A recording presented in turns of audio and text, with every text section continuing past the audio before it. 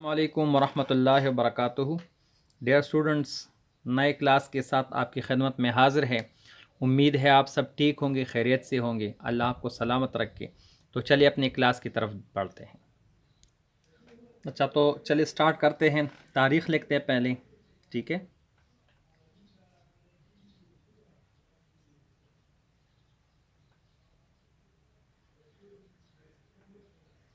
तारीख़ लिखते हुए आप इस बात का ख़याल रखें कि तारीख़ आपने बिल्कुल लाइन के ऊपर लिखना है। और दूसरी बात यह है कि तारीख़ आप याद रख के अपनी इम्प्रूवमेंट का अंदाज़ा आप तारीख़ से लगा सकते हैं। यानी हर तख्ती के साथ आप तारीख़ लिख कर करें तो आपको पता चलेगा कि एक तख्ती जो मैंने लिखी थी, फ़र्ज़ करे 10 अप्रैल को, उस पर मैंने 5-6 दिन प्रैक्टिस किया, तो अब वो वही तख्ती या कोई दूसरी तख्ती 17 अप्रैल को जब मैं लिख रहा हूँ तो उसमें कितनी तरक्की आई है। अगर तरक्की आई है, इम्प्रूवमेंट हुई है, तो फिर तो ठीक है। अगर इम्प्रूवमेंट नहीं हुई तो फिर आप या प्रैक्टिस ज़्यादा कर दें या मतलब इस्लाह की कोशिश करें। सही। अब हेडिंग लिखते हैं। हमारे आज का हेडिंग है अलामात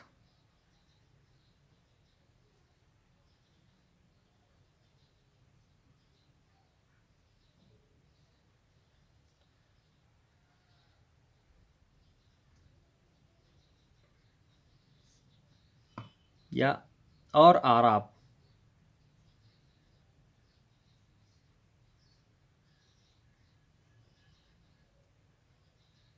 वैसे तो अलामात और आराब बहुत ज़्यादा है, लेकिन जो हमारे ज़्यादा यूज़ होते हैं, इस्तेमाल होते हैं, जो हमारे लिखाई में ज़्यादा इस्तेमाल होते हैं, वही हम लिखेंगे, ठीक है। तो उसमें ज़बर, ज़ेर, पेश, शद, मद ये भी हैं।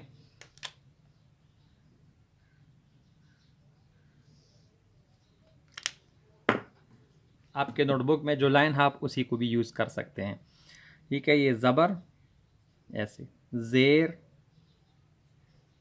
पेश, शद, ठीक है, छोटा मद, साकिन। सही। और आगे हैं हम फ़िजाइया लिखते हैं, इंशाइया लिखते हैं, वावे लिखते हैं, ठीक है, इस तरह। और इसी तरह जारिया लिखते हैं, मैंने क्लास में आपको बताया भी था। सही। वावे लिखते हैं, ठीक है, कौसे लिखते हैं, ब्रैकेट्स लिखते हैं, ख़त्मा लिखते हैं। तो ये हमारे ज़्यादा इस्तेमाल होते हैं। तो कोशिश करें कि ये आप सही तरह से समझें और इस पर प्रैक्टिस भी करें। चलिए पेज पर भी लिखते हैं कि किस तरह से ये पेज पर हमें लिखना चाहिए। पहले तारीख़ लिखते हैं, ठीक है, हेडिंग लिखते हैं, उसके बाद आगे जाएंगे।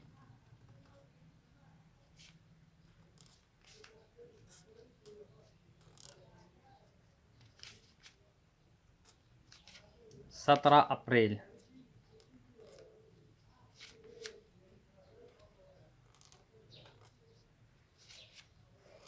सन 2020 ईस्वी। अब हेडिंग लिखते हैं, ये वाला लाइन छोड़े, इन दो लाइन्स में लिख के, ठीक है। तो हमारा हेडिंग है अलामात, दो लाइन में लिखते हैं तो ये इस तरह होगा, यहाँ तक आना चाहिए। अलामात आराब। ये मैंने मिक्स लिख के, वक्त की कमी का भी मसला होता है, और दूसरी बात यह है कि ये एक दूसरे से रिलेटेड हैं, तो मैंने एक तख्ती में ये लिख दिए।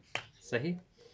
अब पेन से लिखते हैं, इसको आप अंडरलाइन करें पेंसिल से। अंडरलाइनिंग करते वक्त आप थोड़ा सा एहतियात किया करें कि आपका जो हेडिंग है उतनी ही आपके लाइन्स होने चाहिए। और दूसरी बात ये है कि आपका हेडिंग आपके लाइन से ख़राब ना हो। ठीक है, तो ये देखिए हम पहले लिखते हैं ज़बर ज़ेर शद मद आराब, यानी ज़बर ज़ेर इस तरह। ठीक है, शद ऐसे पेश। ठीक है, छोटा मद बड़ा मद सही। इसी तरह से साकिन और इसके साथ कामे, दो कामे हो, एक कामा हो, उल्टा वो हो। ठीक है, इस तरह से। या ब्रैकेट्स हम लिखते हैं जो किसी बात को हम उसमें बंद करते हैं, फिजाइया लिखते हैं।